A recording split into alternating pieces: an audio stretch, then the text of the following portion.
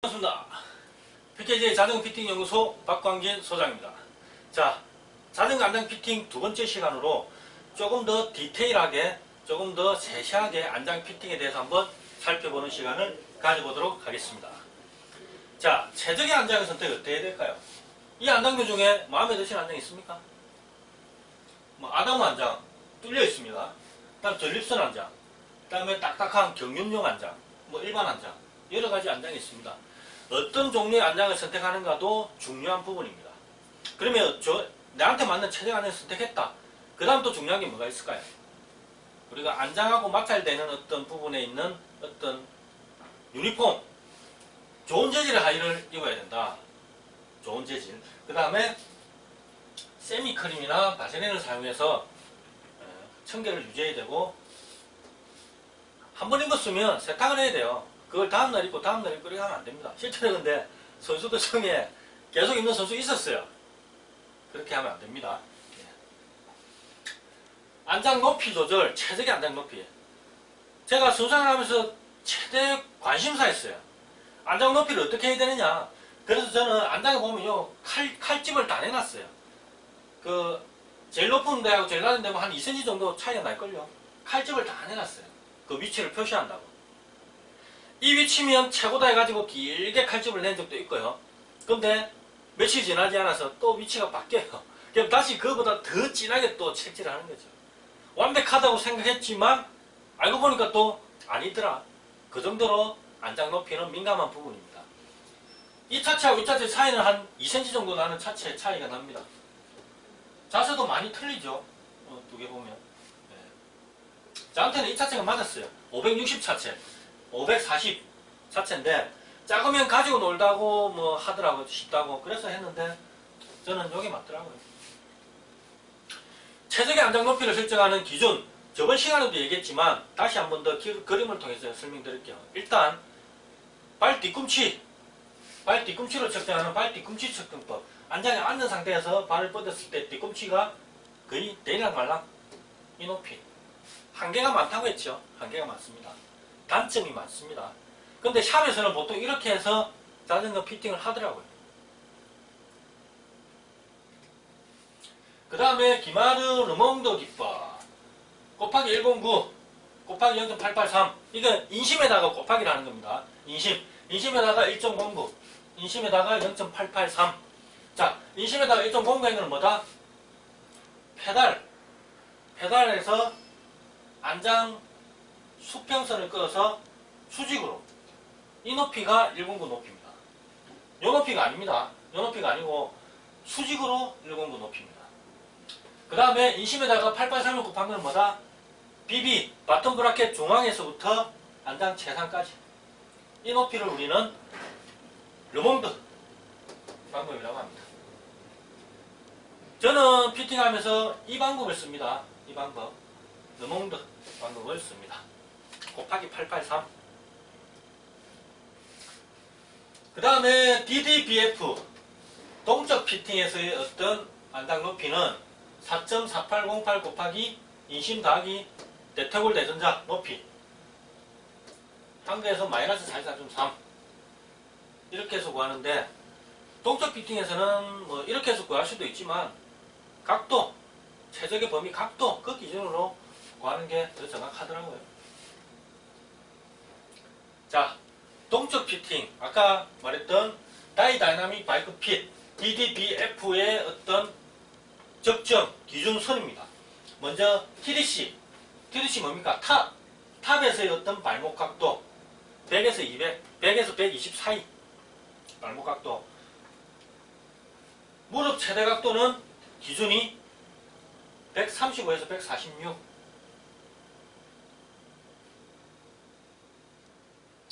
그 다음에 BDC 최하점, 하사점에서의 어떤 발목 각도 110에서 137.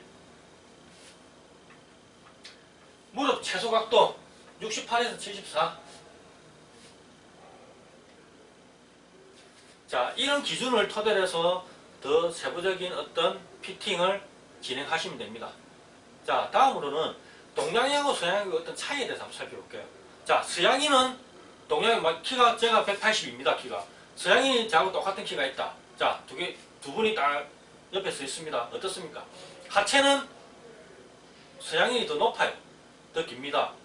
상체는 동양인이 더 길죠. 팔 길이 서양인이 더 길겠죠. 그 다음에 중요한 겁니다. 하체 중에서 이제 이 부분 하고 이 부분 하태, 대퇴, 하태를 봤을 때 동양인은 이 대퇴가 길어요. 반대로 서양인은 이 하태가 길어요. 종아리 이쪽이, 경골 쪽이. 그런 특징이 있습니다. 그리고 또 중요한 건데 우리가 안장 높이의 절대적인 기준은 없다는 거죠. 거기에 이제 영향을 미치는 게 유연성입니다. 유연성. 저는 이제 피팅할 때 물어봅니다. 유연성이 어느 정도입니까? 어떻게 보면 그게 더 정확할 수도 있고요. 근데 좀 더 디테일하게 피팅을 하신다면 실제로 유연성 테스트를 해야 돼요. 그 어떤 기준을 정해가지고 이거는 유연성이 어느 정도이기 때문에 어느 정도의 어떤 각도가 나오면 좋겠다라고 제시해주면 더 디테일한 피팅이 될 수 있겠죠. 자, 이 그래프를 보면 유명한 어떤 프로 선수들의 데이터인데 키는 예를 들어 똑같은데 쭉 올려보면 안장 높이는 차이가 나요. 얼마 정도? 거의 한 3.5cm 정도 차이가 나네요. 3.5cm면 이 정도입니다. 엄청난 차이죠. 거기에는 뭐가 영향을 미친다? 유연성이 영향을 미칩니다. 유연성이. 그래서 어떻게 보면 정답은 없는 거죠. 예? 마찬가지로 인심, 안장 높이. 인심이 85다. 근데 안장 높이는 어떤 선수는 뭐 730, 어떤 선수는 760, 그것도 한 3cm 차이가 나요. 이런 식으로 다 차이가 납니다. 3cm는 엄청난 차이입니다. 정답이 없다는 게 참 웃긴 거죠. 피팅에 정답은 없지만 개인에게 맞는 피팅에 정답은 있다. 개개인의 특성을 반영한 피팅이 돼야 된다. 결론에 도달합니다. 자, 무릎 최대 각도가 아까 얼마나 했습니까? 135에서 146. 이거는 이제 동적 피팅, DDBF 어떤 기준입니다. 자, 145도보다 크다. 너무 안장이 높다. 그랬을 때는 햄스트링 근육에 어때? 통증이 생기죠. 통증이 생깁니다. 작으면, 135도 작으면 무릎 앞에 통증이 생깁니다. 무릎 앞에. 자, 그 다음에 무릎 최소 각도입니다. 기준이 어째 됩니까? 68에서 70도 사이다. 68보다보다 낮다. 낮으면 어떤 현상이 생깁니까? 무릎 뼈가 아프다. 안장이 낮을 때 나타나는 어떤 효과죠. 효과라기보다는 통증이죠. 74도보다 크다. 안장이 높을 때는 아까 말했듯이 햄스트링 쪽에 어떤 통증이 생길 수도 있고 장경인대 쪽에도 통증이 생길 수도 있다. 장경인대가 대퇴골하고 부닥치면서 인대가 쓸리면서 나타나는 어떤 장경인대염이 발생할 수 있다. 그 다음 상사점에서의 발목 관절 각도는 100에서 120이다. 12시 방향에 있을 때 발목 각도는 100에서 120이다. 안장이 낮을 때는 100도 미만이겠죠. 이럴 때는 배척 굴곡이 생긴다. 배척 굴곡이 뭐냐? 발등이 들린다는 거죠.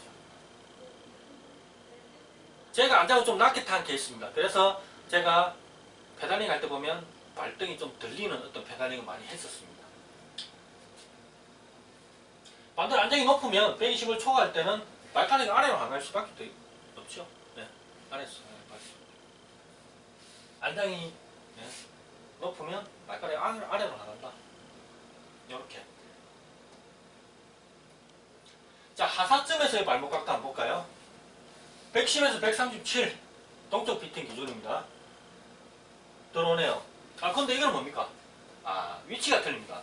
동적 피팅 기준은 복숭아뼈하고 발끝하고 무릎 관절이고, 리툴에서는 어떤 기준이냐? 요 신발, 밑창, 발바닥의 수평입니다. 발끝 부분하고 뒤꿈치 끝 부분, 복숭아뼈가 아니고 뒤꿈치 끝 부분까지의 각도를 측정해서 나온 값입니다. 이해되십니까? 자, 그 다음에 우리가 골반이 흔들리는 어떤 페달링이 있어요. 이때 골반이 왜 흔들리느냐? 원인은 안장이 높기 때문입니다. 안장이 높다. 아니면 크랭크가 너무 길다. 크랭크가 너무 길다. 코어 고정이 약하다. 초보자들이 자전거 타면 예, 골반이 막 흔들립니다. 코어가 딱 잡아줘야 되는데 못 잡아주는 거죠. 양쪽 다리 차이가 난다. 다리 길이 차이는 어디에 기인한댔습니까? 골반이 틀어져서 나올 수도 있고 원래 뼈가 길이가 틀려서 나올 수도 있다 했죠. 자, 다리 길이 차이. 페달을 밟을 때마다 골반과 다리가 좀 더 아래로 하게 되어서 흔들린다. 롤링 락킹 현상이 발생한다. 자, 이번 시간에는 안장 피팅의 두 번째 시간으로 첫 시간에 말했던 어떤 부분에 대해서 좀 더 세밀하게 그 각도를 벗어났을 때 어떤 현상이 생기는지에 대해서 한번 살펴봤습니다. 그 맥은 비슷합니다. 안장이 높냐 낮냐에 따라서 그게 원인이 되어서 나오는 결과는 정확하게 정해져 있습니다. 안장 높이, 안장 앞뒤 위치에 따라서 분명히 발생하는 통증 아니면 뭐 근육이라든지 관절에 발생하는 어떤 현상은 비슷하기 때문에 그 원인을 잘 짚어야지 해결할 수 있습니다.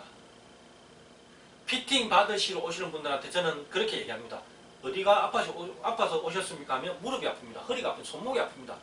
저는 답을 알고 있습니다. 왜 아픈지. 그리고 영상을 찍어 봅니다. 그러면 분명히 답이 나오거든요. 100%는 아니지만 원래 아파서 그런 거는 제가 해결 못합니다. 하지만 자전거 피팅 때문에 나오는 어떤 통증은 제가 100% 해결해 줄 수 있는 자신이 있습니다. 지금까지 PKJ 자전거 피팅 연구소 박광진 소장이었습니다.